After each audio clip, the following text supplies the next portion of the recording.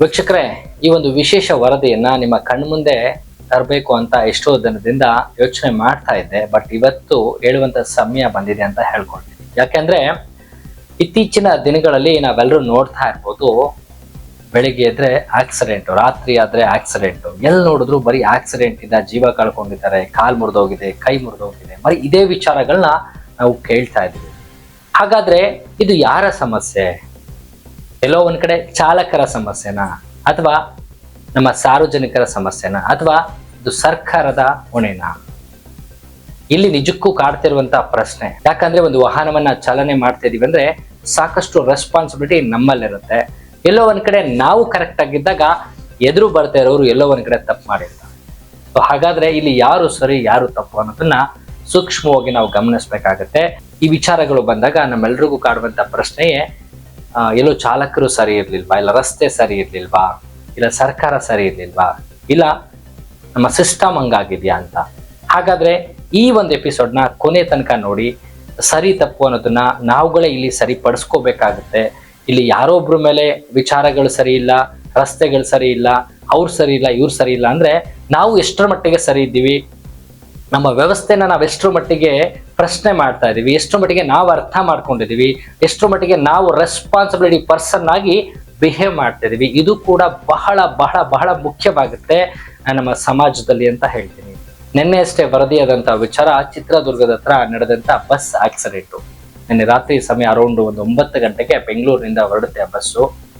ಮಧ್ಯರಾತ್ರಿಯಲ್ಲಿ ಅಂದ್ರೆ ಚಿತ್ರದುರ್ಗದ ಸಮೀಪದ ಹತ್ರ ಆಕ್ಸಿಡೆಂಟ್ ಆಗಿದೆ. ನಿಜಕ್ಕೂ ಪ್ರಯಾಣಿಕರು ಮುಗ್ಧರು ಅಂತ ಹೇಳಬೇಕು. ಏನೋ ಒಂದು ಕನಸುಗಳನ್ನ ಕಟ್ಕೊಂಡು, ಒಂದು ನಂಬಿಕೆಯನ್ನ ಇಟ್ಕೊಂಡು ನಾವು ಸರಿಯಾದ ಸಮಯಕ್ಕೆ ರೀಚ್ ಆಗ್ತೀವಿ, ನಾವು ಅನ್ಕೊಂಡಂಗೆ ಕೆಲಸಗಳಾಗುತ್ತೆ ಅಂತ ಅನ್ಕೊಂಡು ನಂಬಿ ಹೋಗ್ತೀವಿ. ಎದುರುಗಡೆಯಿಂದ ಬಂದಂತ ಲಾರಿ ಆ ಡಿವೈಡರ್ ಇಂದ ಜಂಪ್ ಆಗಿ ಬಸ್ಗೆ ಹೊಡೆದು ಬಸ್ಸಲ್ಲಿರೋರಿಗೆ ಸಮಸ್ಯೆ ಆಗುತ್ತೆ ಅಂದ್ರೆ ನಿಜಕ್ಕೂ ಇದು ಯೋಚನೆ ಮಾಡಲೇಬೇಕು. ಎಲ್ಲಿ ಸಮಸ್ಯೆ ಆಗ್ತಿದೆ, ಯಾಕೆ ಈ ತರ ಆಕ್ಸಿಡೆಂಟ್ ಆಗಿದೆ, ಯಾಕೆ ಇಷ್ಟೊಂದು ಜನ ಜೀವವನ್ನ ಕಳ್ಕೊಳ್ತಾ ಇದ್ದಾರೆ? ಈ ಸಮಸ್ಯೆಗೆ ಪರಿಹಾರನೇ ಇಲ್ವಾ? ಇದು ಒಂದಂತಲ್ಲ, ಸಾಕಷ್ಟು ಆಕ್ಸಿಡೆಂಟ್ಗಳು ಇತ್ತೀಚಿನ ದಿನಗಳಲ್ಲಿ ಆಗ್ತಾನೆ ಇರುತ್ತೆ. ನೀವು ನೋಡ್ತಿರ್ತೀರಾ, ಕಾರ್ನಲ್ಲಿ ಹೋಗ್ತಾರೆ, ಅದೆಲ್ಲೋ ಗುದ್ದುತ್ತೆ, ಇಲ್ಲ ಆ ಕಡೆ ಅಂತ ಬಂದು ಗುದ್ದುತ್ತಾರೆ, ಆಕ್ಸಿಡೆಂಟ್ ಆಗುತ್ತೆ, ಕೊನೆಗೆ ಜೀವ ಕಳ್ಕೊಳ್ತಾರೆ. ಇದ್ರ ವಿಚಾರವಾಗಿ ಸಾಕಷ್ಟು ವಿಚಾರಗಳನ್ನ ಇವತ್ತು ಮಾತಾಡೋಣ ಅನ್ಕೊಂಡಿದ್ದೀನಿ. ಬನ್ನಿ ಪ್ರಾರಂಭ ಮಾಡೋಣ. ನೀವೆಲ್ಲರೂ ಗಮನಿಸಿರ್ಬೋದು, ಹೆದ್ದಾರಿಗಳಲ್ಲಿ ಜೀವಗಳು ಅಕಾಲಿಕವಾಗಿ ನಶಿಸುತ್ತಿವೆ. ಹಾಗಾದ್ರೆ ಇದಕ್ಕೆಲ್ಲ ಯಾರು ಹೊಣೆ? ಇಂದು ರಾಜ್ಯ ಮತ್ತು ರಾಷ್ಟ್ರದ ಹೆದ್ದಾರಿಗಳು ಪ್ರಗತಿಯ ಸಂಕೇತವಾಗಿರ್ಬೇಕಿತ್ತು. ಆದ್ರೆ ದುರದೃಷ್ಟವಶತ್ತು ಅಂತ ಹೇಳ್ಬೋದು, ಅನೇಕ ಕಡೆಗಳಲ್ಲಿ ಅವೇ ಹೆದ್ದಾರಿಗಳು ಮರಣದ ಮಾರ್ಗಗಳಾಗಿ ಮಾರ್ಪಡುತ್ತಿವೆ. ಬೆಳಕಿನ ಬೆಳಕು ಇರಲಿಲ್ಲ, ಅಥವಾ ಮಧ್ಯರಾತ್ರಿಯ ನಿಶಬ್ದ ಇರಲಿಲ್ಲ. ಪ್ರತಿದಿನವೂ ಒಂದೇ ಸುದ್ದಿ, ಮತ್ತೊಂದು ಅಪಘಾತ, ಮತ್ತೊಂದು ಸಾವು. ಪ್ರತಿ ಅಪಘಾತದ ಹಿಂದೆ ಒಂದು ಮುರಿದ ಕನಸು ಇದ್ದೇ ಇರುತ್ತದೆ.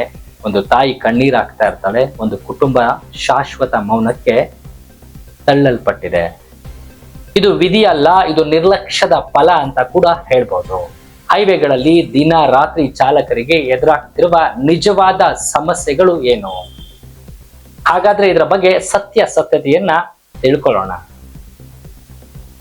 ನೋಡಿರ್ಬೋದು ನೀವು, ಅತಿ ವೇಗದ ಚಾಲನೆ, ಸ್ವಲ್ಪ ಬೇಗ ತಲುಪಬೇಕು ಅನ್ನೋ ಆತುರ ಅನೇಕ ಜನರು ಅಂತಿಮ ಗಮ್ಯಕ್ಕೆ ಕಳಿಸುತ್ತಿದೆ. ರಾತ್ರಿಯ ಚಾಲನೆ ನಿದ್ದೆ ಮತ್ತು ದಣಿವು, ಕಣ್ಣು ಮುಚ್ಚಿದ ಒಂದು ಸೆಕೆಂಡ್ ಜೀವವನ್ನೇ ಮುಗಿಸುವ ಕ್ಷಣವಾಗಿಬಿಡುತ್ತದೆ.